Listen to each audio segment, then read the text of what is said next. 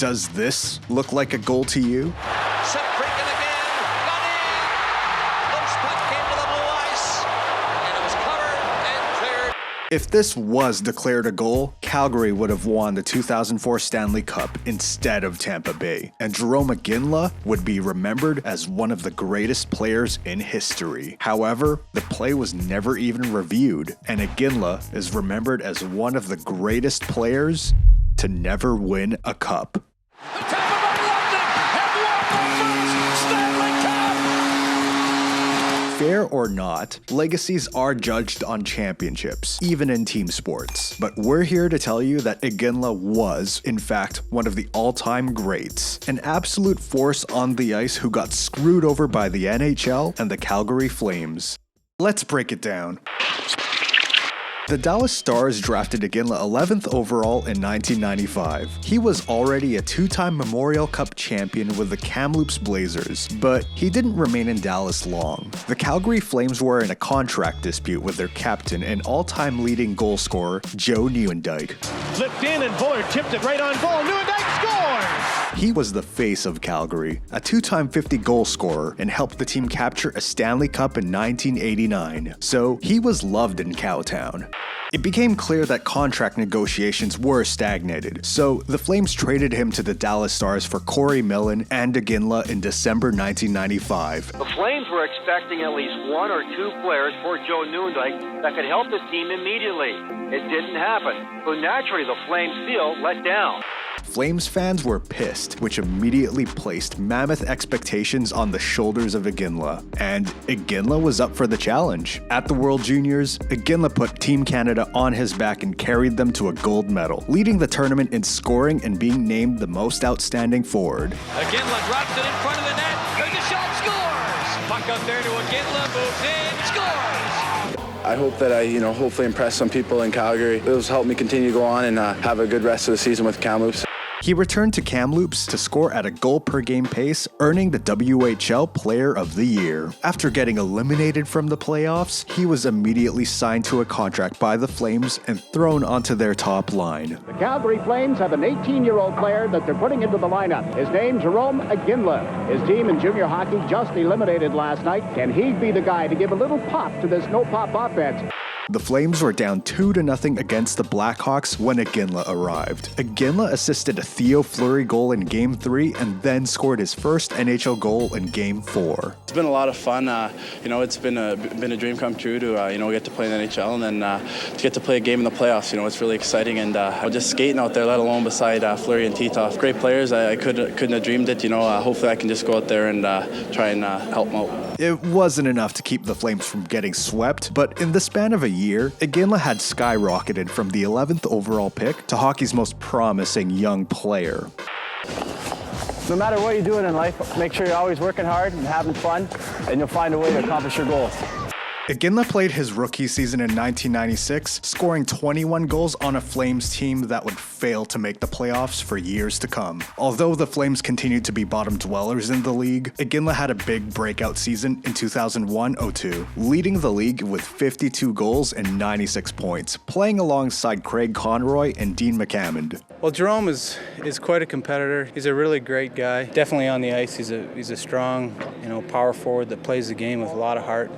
Going to the net again with the puck's there. The shot, he scores! Jarome Iginla!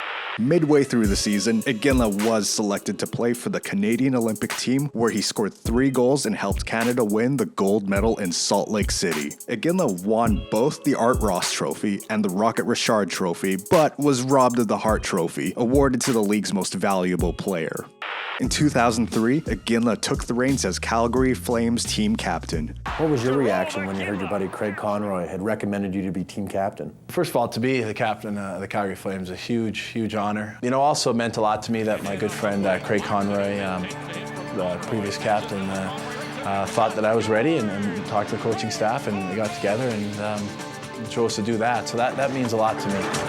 Partway through the 2003-04 season, the Flames acquired Mika Kiprusoff, a young Finnish goalie who was playing third string for the Sharks. Kiprusoff went on the greatest hot streak of his career and helped the Flames get into the playoffs as the number 6 seed in the West. Iginla scored 41 goals that season as team captain, earning him a three-way tie for the league's leading goal scorer along with Rick Nash and Ilya Kovalchuk.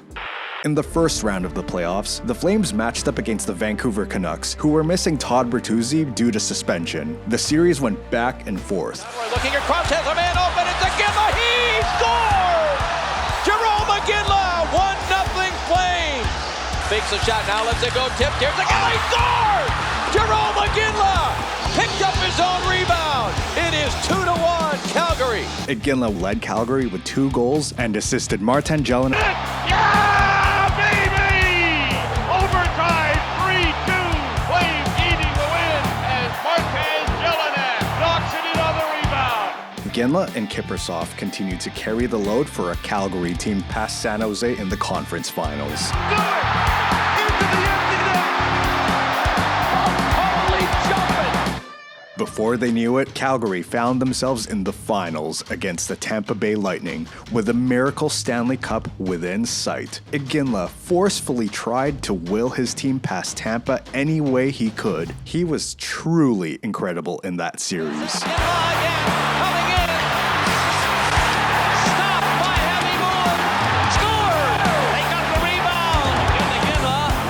Checking each other, and now they're throwing punches.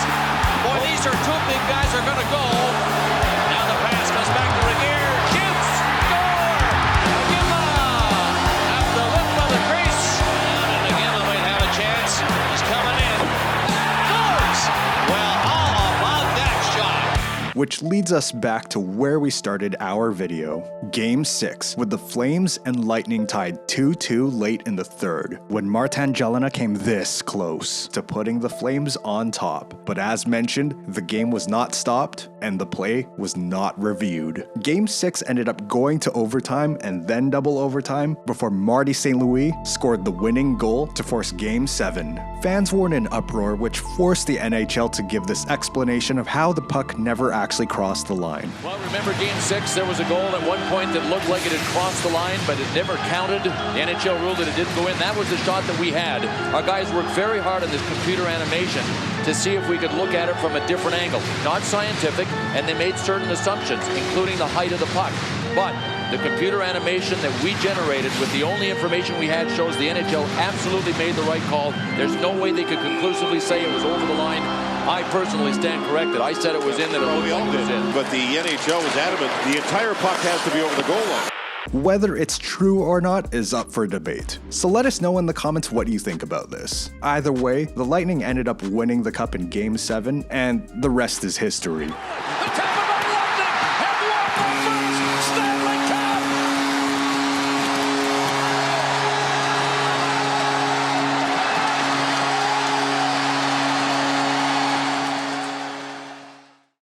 Jarome Iginla continued to be an incredible leader and one of the best players in the game, but never again reached the finals in his career. Unfortunately, the Flames failed to get Iginla any help whatsoever throughout the remaining years of his prime. He scored 50 goals in 2007-08, marking the second 50-goal year of his career. Nystrom looking for Iginla all the way. Nystrom, Iginla scores! There it is! Number 50 for Jarome Iginla.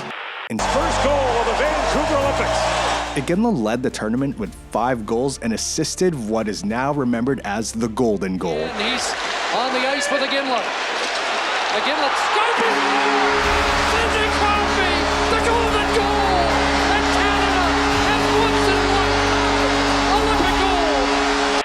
Iginla scored 43 goals the next season and then played one more full season in Calgary, in which he amassed 32 goals in the 2011-12 season. Calgary failed to make the playoffs for the 4th straight season, but it definitely wasn't Iginla's fault. In his 15 seasons in Calgary, he was as consistent as they come, never playing less than 70 games in any season. He also scored over 30 goals in 11 straight seasons. Pretty remarkable. No disrespect to those guys who were solid NHLers, but Iginla Iginla never got to play with a true line one center in Calgary. Not a single forward he played with during his entire time there was named an all-star. Iginla was such a class act that he never complained or spoke badly about his teammates. He always kept it positive and so professional. Classy guy, right? Like he's a guy that first class on the ice, first class off the ice. He's definitely one of those guys that love to have had on my team.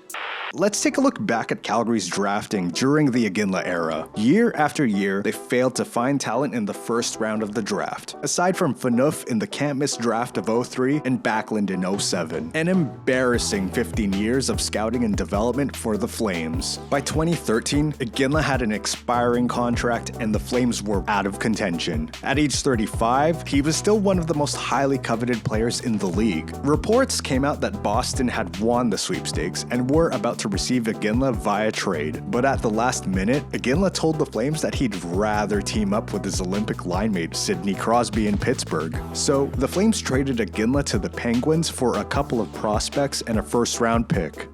Comes in front there, Iginla shot, he scores! Jarome Iginla gets his first goal as a Penguin. Ironically, the Penguins went to the conference finals before getting swept by none other than the Boston Bruins. In the following offseason, Iginla signed with Boston and scored 30 goals for the last time in his career. Unfortunately, the Bruins lost to Montreal in the second round of the playoffs. Iginla signed with Colorado in the offseason, but the team failed to make the playoffs in his 3 seasons there. At the 2017 trade deadline, Iginla got moved to the LA Kings, but the Kings failed to make the playoffs, and that was it. At age 39, Iginla hung him up for good. Iginla is a Canadian hockey hero. He won championships at every level but the NHL. He won the Art Ross and the Rocket Richard twice, but was snubbed of a Hart Trophy and came so close in 04. From the time he entered until the time he left the league, no one scored more goals than Iginla, a rare breed. He is one of only 9 players in NHL history with over 600 goals and 1,000 penalty minutes, a testament to his unique combination of skill and physicality. The ultimate competitor with one of the most humble and respectful off-ice personalities you could hope for in a role model. Yet he's forced to hold the title as one of the all-time greats to never win a Stanley Cup.